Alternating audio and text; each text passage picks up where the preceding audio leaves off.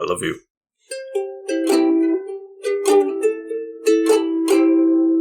Welcome back to the Marvel Couch Potatoes. It's made out of Marvel. Marvels. You can't even imagine it because it's so marvelous, this couch.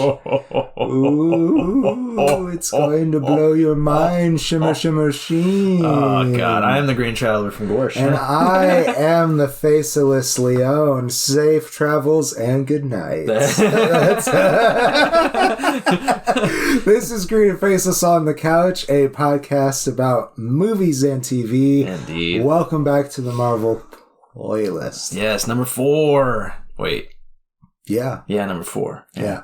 I always keep forgetting that Howard Duck happened. So I was like, no, That's going to be every episode in this playlist. I even have it written down on top. That's number 4. Anyways, we have our first repeat with the success of Blade, with the success of X-Men.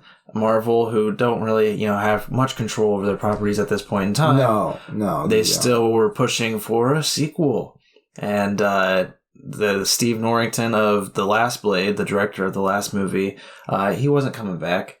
Okay. I don't know why. Maybe schedule issues. Not that there was issues with the production, to my knowledge. Right. But the heads of the New Line Cinema, I think it was New Line Cinema that did this. I can't remember. Yes, I remember they turned it from blue to red. Yeah.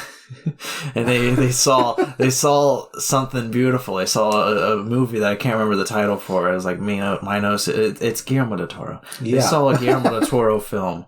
And they were just like, we want that guy. Yeah. And so they got him to sign up. So this is Guillermo del Toro's Blade, and it's very fun. I love Guillermo del Toro. He's still finding his feet with smaller budgets. Because this is, he hasn't gotten to the anybody can do whatever anybody. He hasn't gotten to the I can do whatever the fuck I want because I got money point yet. He gets there. But yeah, he does. I got you at the point that he's made this film. Yeah, I thought you were talking at present. I was like, no. I feel like they gave him a whole bunch of money for he that can do whatever thing. Well, that's what I'm saying. He can do whatever he wants. He can. Because, that's what the Cabinet of Curiosities was. He was just like, I want to help so many other horror film producers and directors out there. Yeah. I want to get them. He's like, I'm just going to toss them money to make their own stories, and it's very exciting. It's very good, and so. As you may know, Guillermo del Toro likes horror movies. Oh, God, yeah. That was the main reason they wanted him, was because he's good with dark. Oh, yeah. He's got a good dark vision, and he came into this project. He apparently watched all of the dailies of the first film to get a sense of where their storytelling was at, how they were doing all this kind of stuff, what the language they were trying to use was. And he walked out of it saying, vampires are becoming too romantic, too Victorian anti-hero, like lost soul kind of thing. And he's like, I want to make vampires fucking scary again. Nice. And so that's what he approached this film with, was he wanted to make it scary again. And he kind of succeeded. Yeah. It was quite literal transformation, though. Yeah. And the effects are still kind of off. Like, it's not. Yeah, but I thought they were pretty good with the mouth stuff. Anyway, the mouth stuff was good. Yeah. So and the movie starts off with Wesley Snipes. They brought him back because nobody knows Blade better than Wesley Snipes. That is his. He made this character something beautiful. Yeah. In some people's minds. I like it a lot, but I know some people might watch this movie and be like, this is fucking stupid. But it's just like, I mean, it doesn't really have character development. No, not really. It's pretty much just the 90s. I mean, this was in 2002. Blade definitely is like at the exact same spot at the end of the movie, character-wise. Except for dude does not grow. No, except for that he likes one vampire. Yeah, he's a little warming up to certain ideas. Yeah, we'll say that. But yeah, in this one, he is tracking down Whistler, his mentor of the first film, who died in the first film. Yes. Spoilers! He didn't actually die. Guess what? I didn't know that. See, this is my problem. I watched these again as a kid, And so when we were watching it the first time, there was a moment where like I said as we were watching, I was like, "Oh no, is Chris Christopherson gonna die? Yeah. He's in the next 2 films, so I don't think so." And then he died, and I was just like, as that scene happened, I was like, "I don't remember him dying." I was pretty sure he was in the next 2 films. And then this movie starts off with Blade giving a narration. Very heavy narration. Yeah. And he's just like, "My mentor Whistler died, but he didn't die." Yeah, it's He was like, this turned. is what happened between the movies. We're not going to do any scenes to No. catch you up. We're just going to fucking go there. We're going hard now. Yeah, he's tracking Whistler down. Whistler's been turned into a vampire. He's being held captive by vampires. And they're kind of like using him as bait to like lead Blade around. Mm-hmm. And that's what the beginning of the movie is he sets Whistler free, finds him and saves him, along Yeah. with the help of his new Whistler, his new techie in the chair, Norman Yeah. Reedus. Playing Scud. Scud. Yeah, I didn't even remember that Norman Reedus was in this. Right. That was one of those. Of course, the first thing I saw him in was Walking Dead, and then I Right. saw his name pop up, and I was like, "Oh my god, I didn't know this." I completely forgot that he was this character. Oh, He's a man. marijuana smoking techie. Yeah, he loves the Powerpuff Girls, which... Oh my god, man! Did that tie into the plot? No, Okay. except for the fact that he puffs a lot. Oh. Yeah, I think that was just the joke. Was he likes puff puff? Puff Puff. Yeah, because that's all he does throughout this whole movie. Is whenever you see him, he's smoking a joint. Like he is Snoop Dogging up in this shit, and it's really funny. And when they rescue Whistler, there's like brief moments between Whistler and Scud where they're kind of like, Whistler's like, "This is my operation, motherfucker," and Scud's just like, "Yeah, but I'm the new you. I'm the guy in the chair." And Blade really looks up to you, man. yeah, you're like a father to him. What's wrong, man? Jeez. Come down. But yeah, the problem is, once they free Whistler, they're approached by 2 envoys, I guess you'll call them. Nisa and I want to say it was Donnie Yen, right? No, it wasn't Snowman. I know they were with I don't remember his name. somebody named Priest, right? Well, that was one of their later. Yeah, that was one of the ensemble team they had to hunt Blade down. But anyways, they're approached by 2 envoys. I don't remember the male's name, but it's really fun. Yeah, it was a really fun action scene. That's where you get the presence of Guillermo right off the bat. Is they have this little fun fight scene where Nisa, who's played by Leonor Varela, she has a sword. Blade's got these tiny it's like I don't know what you call it. It's like a ninja star, but it's not. Sai. What is Did that? it What it's have called? the 3 with it? No, Or- it was just the 2. He was holding on to it like you would hold a dagger or like that hilt, and it Yeah. had 2 curved blades on either on end. either of it. end of it. Yeah, and he was fighting her with that while she had a sword, and then he also has a sword too that he's using to block stuff. But it's a really good fight scene. I think it's a Klingon death. There you go. it was a shout out to Star Trek. That's what it was. Oh my god! But no, it's a really good fight scene. With the only issue that I have with the action in this movie, because it definitely is a step up from the action of the last movie. It's a lot of it's in camera, which is nice, but they kept the quick edit cuts. Yeah. And I can't stand that in an action scene. Yeah, I feel like this is like the time period where that really started getting popular. Yeah, until right Taken. before Shaky Cam. Yeah. Yeah. Well, I'm sure we're gonna run into that. In Yeah, it was future films here. Right.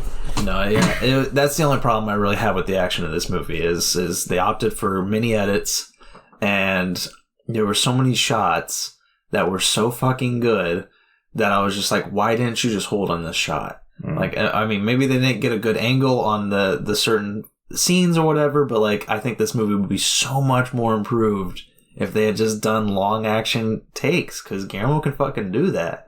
Like, he's a competent director. He very much so. Even at this time, he'd only done mostly, I think, Mexican-based horror films. Yeah. But like, He might not have been in on the editing. maybe not. Yeah, maybe they kicked him out of the editing room. I hope not. Yeah. But Anyways, it's very fun fight scene, but these envoys, in a really stupid moment, are like, wait, don't kill us. Please. We're here to actually deliver a message. Your guy shot at us first, so we started this fight scene because we were shot at first. And it's just like, all right, well, here's what happens. If somebody shoots at you and you're not there to fight, you put your hands up, put your weapons down, you say, we're not here to fight. You don't fucking fight. Yeah. But they had to have this awesome scene. So. Yeah, except for, in their perspective, Blade is downright genocidal, okay? That is true. He murders any fucking vampire he sees. But, it's a... Once he realizes they're not there to fight, he's like, all right, I'll listen to you. And they tell him, we want to hire you, basically, because, the enemy of my enemy is my friend. That's the message of this movie, is the enemy of my enemy is my friend. They focus on this a lot. Yes. And yes, they do. Yeah, they bring Blade and his posse down to the main headquarters of Vampire Family, whatever the fuck you want to call them. Yeah. Where the head Damaskinos, yes, played by Thomas Kretschmann, very old, very ugly vampire, super dehydrated, pale as fuck, like like the elders, like in the Underworld. Yeah, they took a lot of inspiration from Blade. They really did. And they go there in Damaskinos. They have a human lawyer who is not a vampire there. I don't remember his name. I don't know. Yeah, I'm not going to remember it looking at these names. They're all so bland. But basically, they tell Blade that, vampirism is like a virus.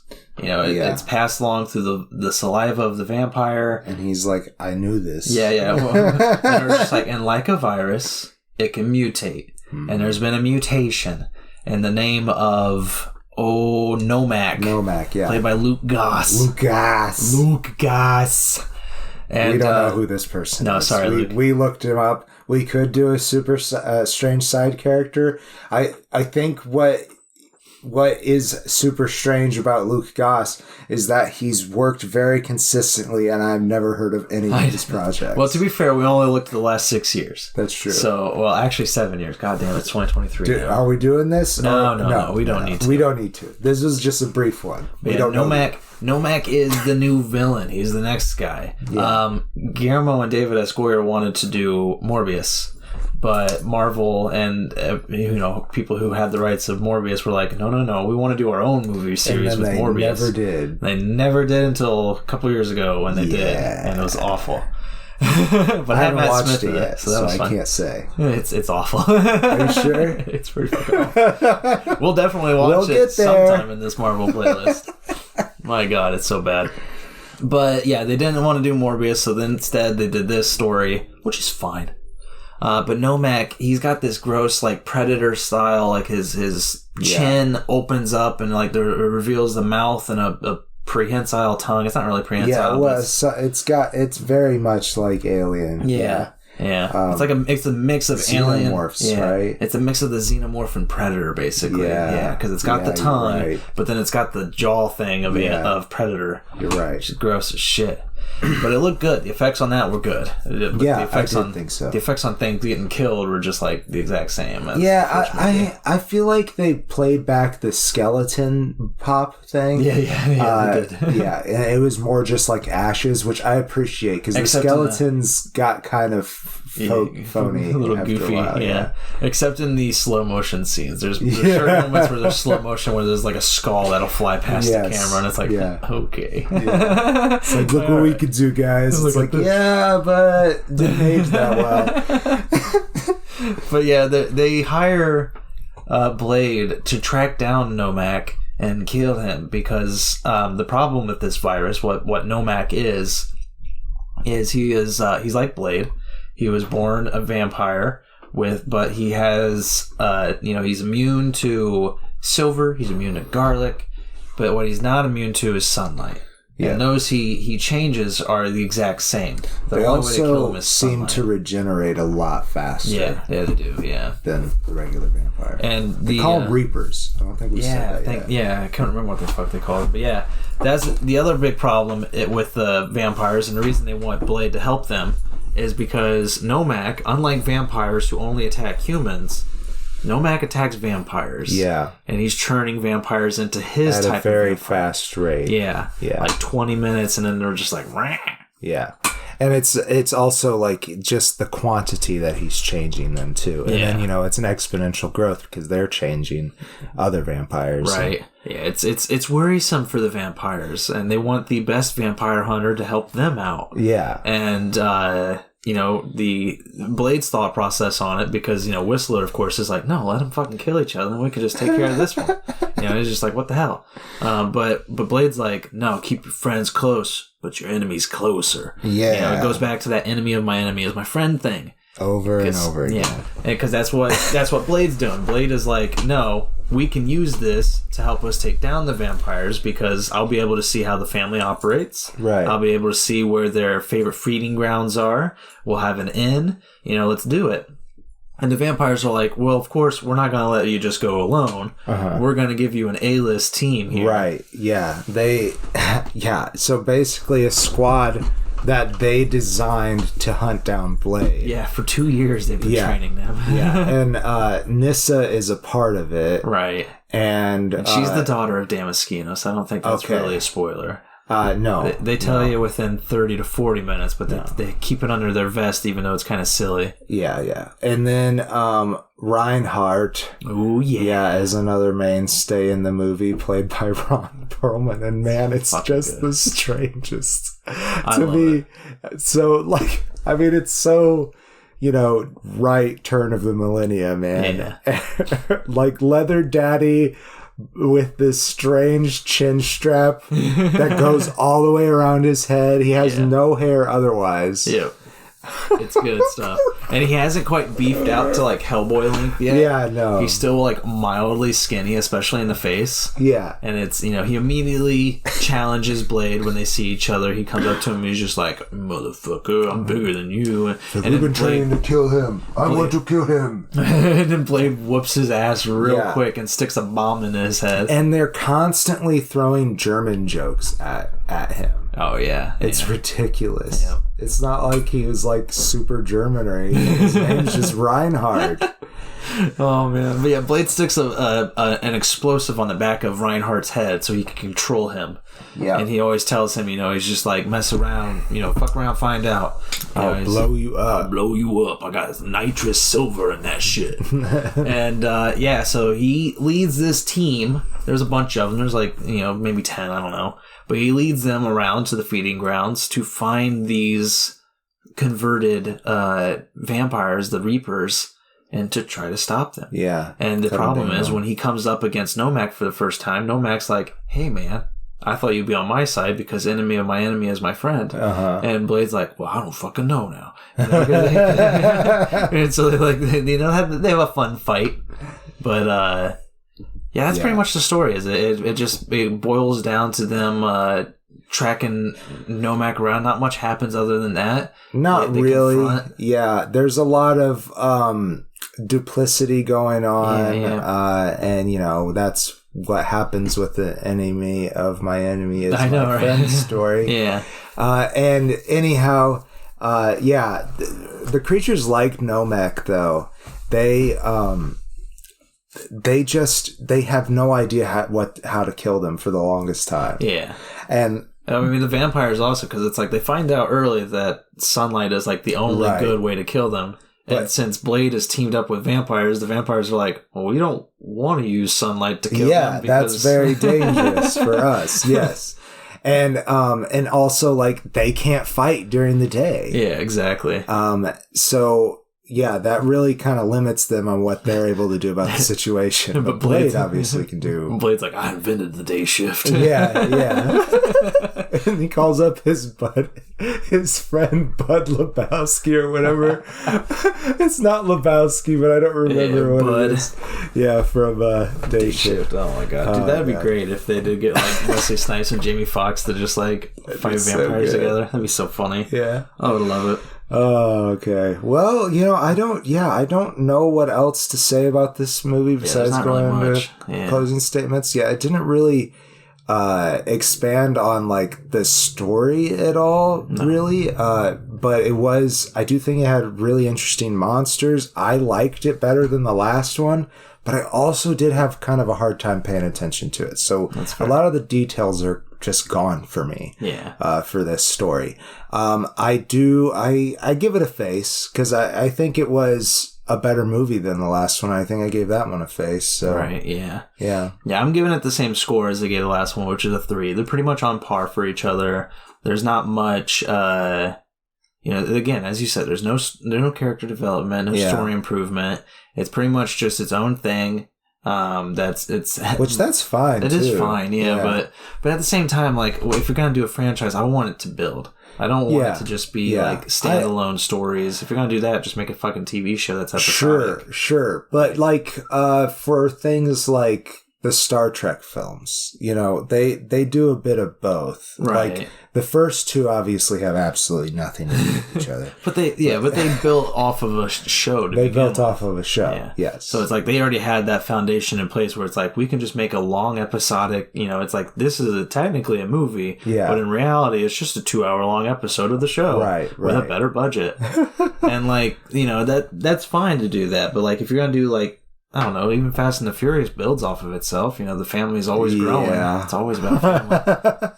But like it's always about family. Even dude. number 8, when it's about hurting your family. Hey, he had reasons. There are reasons involved. But no, I don't know. Guillermo del Toro set out to do this movie with the idea of he wanted to combine Japanese animation with the comic book structure of this story. And I think, in the action scenes, he pretty much succeeded. Like, because there's a lot of CGI that's like very, it's close to Matrix level CGI in this one, but they keep it in low light so that it looks mildly better. Because, there's a lot of moments where Blade and the vampires are jumping around really quick and they're doing flips and shit. And it's like, obviously it's CGI. You can see that if you're paying attention, but it's in low light. So if you're just going in with the fun, having fun, you might not even see that it's CGI. Maybe you'll just be like, yeah, this is a fun, like kind of fluid fight scene. It's, it's very interesting. But like, if you're looking real hard, you can definitely see where that's not Wesley Snipes. That's a CGI Wesley Snipes. Yeah. Like, but it's still fun. Like I still enjoyed it. It does set up Blade Trinity, which we'll get to in a while. Okay. But that's not what's next, I don't believe. I think we've got Spider-Man next. I think it is Spider-Man. I think you're right. I'm very excited for that. Yeah, that is good movie. Yeah, there's if you're going to head down to patreon.com/greenandfaceless and check out Bangers and Hash, I'm hoping to be able to catch Inside, which is Willem Dafoe's next movie coming out. Okay. It seems like he's basically doing the Green Goblin at times. Okay. So that was my segue there to plug our website. 'Cause I'm very excited for that, but I have no idea if that's coming to a theater near me. Oh, that's fair. Yeah, because, AMC's pretty lost in the times now. They've been running that fucking Nicole Kidman ad for 2 fucking years. I'm so tired. Like, we'll go to see film, or I'll go see films with some friends of mine in the theaters. And there's one of my friends who, like, once they start the Nicole Kidman thing, he's like, yes! He like salutes salutes the, because he's obviously joking, but then once it ends, once she's just like, please enjoy the movie or whatever the fuck she says. I can say it verbatim, but I have to go from the beginning. Yeah. That's the only way I remember it. But like once she says her fucking line, he's just like, all right, guys, I'm out. He only comes for Nicole Kidman, man.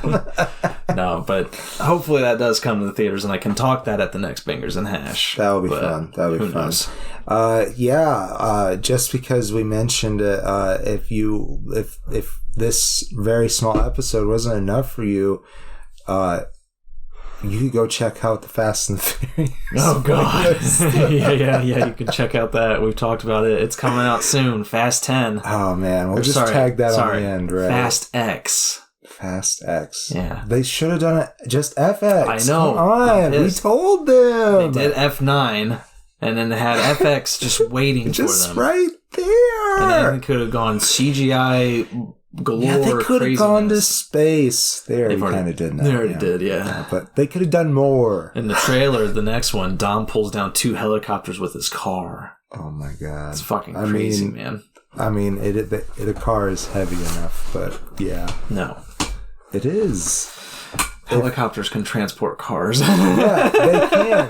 But if he's running the car into like a cable that they're attached to. There's 2 of them, though. 2 helicopters with cables through a car. I'm telling you. He had to do his nitrous boost. That's what I'm expecting. All right, that's fair. That's fair. But that jolt of energy into helicopters on cables, only because they're going to come into each other. Only because of the fake nitrous. They had lifted him up and were carrying him. All right, if he was already lifted, then yeah, it's I've had to watch this I haven't trailer. Watched it. I've had to watch this trailer but so many fucking times. We gotta remember physics don't wizardry. exist.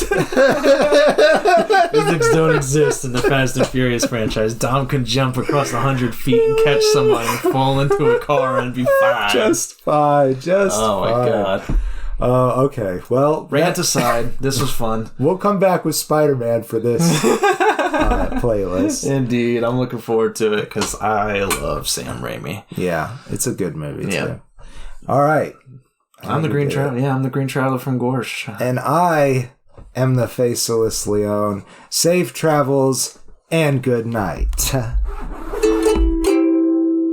Green and Faceless on the Couch is a proud production of FictionWorks 19. Are you a fan of the show?